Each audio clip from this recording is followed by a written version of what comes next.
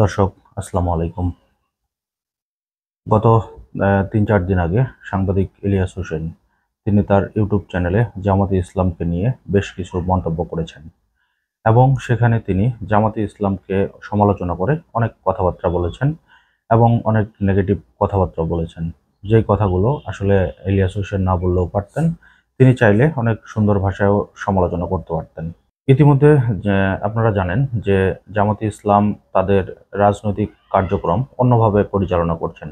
যেমন তারা অন্য ধর্মের লোকজনকে নিয়েও ইদানিং কাজ করছেন। বিশেষ করে হিন্দু, খ্রিস্টান বা বৌদ্ধ সম্প্রদায়ের যেসব লোকজন রয়েছে তাদেরকে নিয়েও কাজ করার চেষ্টা করছেন। বিগত সময়ে জামাতে ইসলাম কিন্তু এই সমস্ত কাজকর্ম করেননি। যেহেতু বিগত সময়ে তারা বিভিন্ন দলের সাথে জোট বেঁধে রাজনীতি করেছেন। কখনো আওয়ামী লীগের সাথে, কখনো বিএনপির সাথে।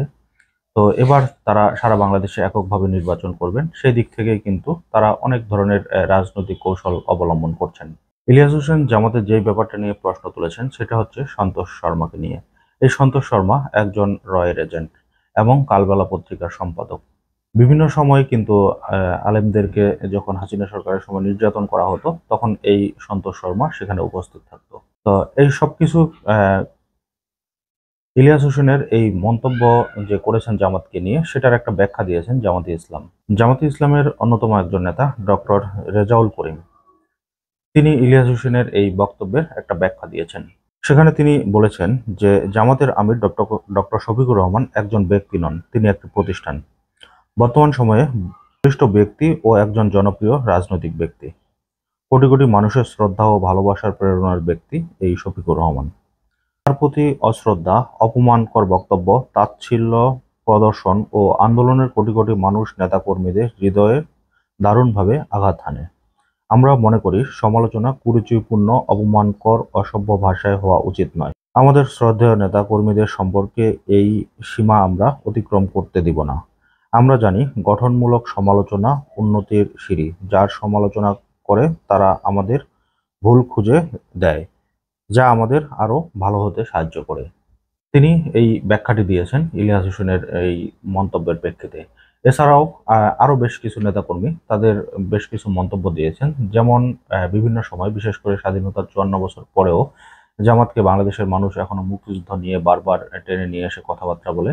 তো সেটা আলাদা প্রসঙ্গ। এছাড়াও ভারত বরাবরই বাংলাদেশকে জঙ্গি রাষ্ট্র বানাতে চায় এবং ভারত বরাবরই বলে আসছে যে বাংলাদেশে হিন্দু নিধন হচ্ছে।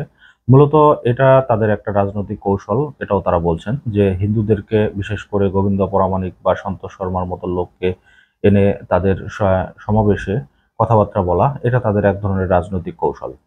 এবং ভবিষ্যতে ভারত যাতে বলতে না পারে যে বাংলাদেশের মুসলিমরা হিন্দু নিধন করছে বা হিন্দুদের উপর অত্যাচার করছে।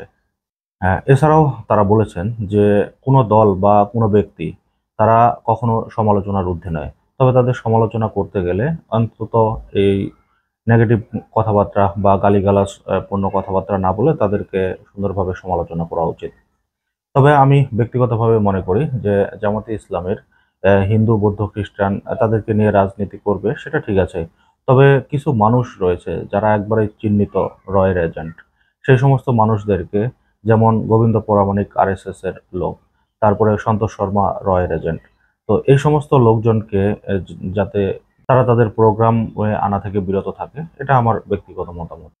তবে ইলিয়াস হোসেনও পরবর্তী সময়ে একটি ফেসবুকে পোস্ট দিয়েছেন। সেখানে তিনি বলেছেন যে জামাত যদি আহ, তাদের প্রমাণ দিতে পারে যে তারা এই সমস্ত কার্যক্রম করবে না বা এরকম কিছু একটা, তাহলে ইলিয়াস হোসেন সোশ্যাল মিডিয়ায় সবার সামনে এসে ক্ষমা চাইবেন জামাতের কাছে।